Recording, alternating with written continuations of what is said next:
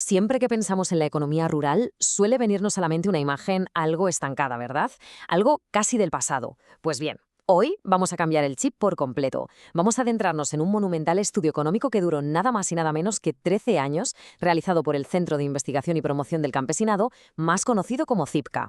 Esta investigación no solo redefine totalmente cómo debemos entender las economías familiares en Bolivia, sino que rompe los paradigmas globales sobre la pobreza y la resiliencia en el campo. Básicamente, vamos a coger todas esas nociones anticuadas y a sustituirlas por una visión real, rica y llena de matices sobre cómo estas familias realmente sobreviven, se adaptan y, en muchísimos casos, prosperan a lo grande. Para organizar este análisis, vamos a seguir una hoja de ruta muy clara. Empezaremos desmontando el mito de la subsistencia. Luego pasaremos a entender qué es exactamente esta métrica fundamental llamada IFA. Hablaremos de la pluriactividad, repasaremos los 5 capitales rurales, veremos la tremenda heterogeneidad que existe sobre el terreno y finalmente echaremos un vistazo al futuro de este sector. Vamos a ello. Empezamos con el punto 1, el mito de la subsistencia. Veamos cómo deconstruir esa visión tradicional. Fijémonos por un momento en esa imagen tan clásica del altiplano boliviano. La estampa tradicional de una pastora aislada, sola con su rebaño en un paisaje inmenso. Históricamente, las políticas públicas han partido exactamente de ahí, asumiendo que la vida rural consiste básicamente en producir lo justo y necesario para el autoconsumo y no morir de hambre. Es una visión súper romántica de pura supervivencia que ha dominado el imaginario colectivo durante décadas, pero choca de frente con una realidad moderna que es muchísimo más compleja y dinámica. A ver, para entender de dónde viene este mito, tenemos que viajar a un debate académico de los años 70. Por un lado estaba la visión que llamaban moralista, defendida por pensadores como James Scott. Él decía que los campesinos priorizaban la solidaridad comunitaria y la pura supervivencia. Por otro lado teníamos la visión mercantilista, abanderada por Samuel Popkin, que defendía justo lo contrario, que las familias tomaban decisiones superracionales basadas estrictamente en el mercado, evaluando cada riesgo al milímetro. El gran problema de este debate es que metía a las poblaciones rurales en un sistema binario cerrado, es decir, o será un superviviente napo o será un comerciante despiadado. Y claro, los datos modernos nos demuestran que usar solo blanco o negro es absolutamente insuficiente para explicar la realidad. Y esto nos lleva a la sección 2, comprendiendo el IFA, la métrica que de verdad captura la realidad.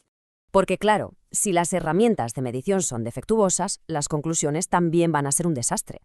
Los investigadores se dieron cuenta de que necesitaban una lente mucho más precisa, y ahí es donde entra el IFA, el ingreso familiar anual. Ojo, que esto no es un simple número aburrido en una hoja de cálculo para nada, es una herramienta expansiva diseñada para registrar absolutamente todas las fuentes de ingresos generadas a lo largo de un año. Nos revela el verdadero bienestar económico al sumar cosas como los ingresos agrícolas, la ganadería, el trabajo asalariado, el comercio temporal, e incluso añade el valor de lo que cultivan para su propio consumo. Es la foto completa. La necesidad de esta métrica es evidente cuando la comparamos con las estadísticas tradicionales, como las encuestas nacionales MECOBI. Esas encuestas, sinceramente, no daban pie con bola para capturar la verdadera complejidad de la vida rural. Sus cuestionarios estaban pensados para entornos urbanos y no encajaban en un mundo rural donde tener ingresos muy diversos es la norma. Por eso, estos datos del CIPCA, que se recopilaron de forma súper constante durante 13 añazos entre 2005 y 2018, son una auténtica revolución. Hacen visible por primera vez una red de seguridad económica que para los legisladores había permanecido totalmente oculta. Pasamos a la sección 3, pluriactividad y multiresidencia, expandiendo los horizontes más allá de la granja. La cruda realidad es que la supervivencia económica del trabajador rural moderno depende de moverse. Hablamos de una huella profesional y geográfica increíblemente dinámica. Atrás, muy atrás, quedó el concepto de la agricultura tradicional, esa idea de depender de un único ingreso atado permanentemente a una sola parcela de tierra. El nuevo paradigma se llama pluriactividad. Hoy en día las familias combinan activamente el trabajo agrícola en sus tierras con empleos temporales fuera de sus comunidades. Hacen comercio, ofrecen servicios o buscan trabajo asalariado en otras regiones. Y lo hacen como una estrategia brillante para mitigar los riesgos del clima y los golpes del mercado. El investigador Xavier Albó acuñó una frase que da en el clavo totalmente. Cabalgando entre dos mundos. Es una metáfora brutal y supergráfica. Explica perfectamente cómo estas familias logran mantener sus derechos, el uso y la pertenencia a sus tierras rurales, pero al mismo tiempo están metidas de lleno participando en mercados urbanos, regionales o incluso internacionales. No están abandonando el campo, simplemente están extendiendo sus redes económicas muchísimo más allá de sus límites tradicionales. Entramos en la sección 4, los 5 capitales rurales, las verdaderas estrategias de supervivencia y crecimiento. Y bueno, para poder sostener esta pluriactividad constante, estas familias manejan un sofisticado portafolio de activos, lo que el estudio llama los 5 capitales rurales. Primero, tenemos el capital social, que son las redes de confianza y favores mutuos vitales para poder comerciar a larga distancia. Segundo, el natural, que es su acceso a diferentes pisos ecológicos y a la biodiversidad. Tercero, el cultural, representando todo ese conocimiento tradicional y ancestral. Cuarto, el humano, que no es otra cosa que la fuerza de trabajo y la educación acumulada por los miembros de la familia.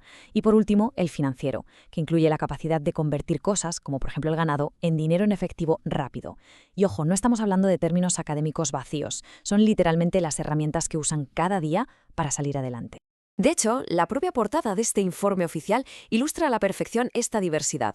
Ver apicultura, cosechas o medición técnica en un mismo lugar refuerza un punto que es absolutamente clave, y es que estos 5 capitales no se despliegan de la misma manera en todas partes.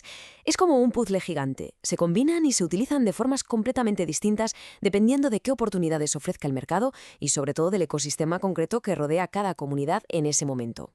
Vamos con la sección 5. Heterogeneidad y desigualdad.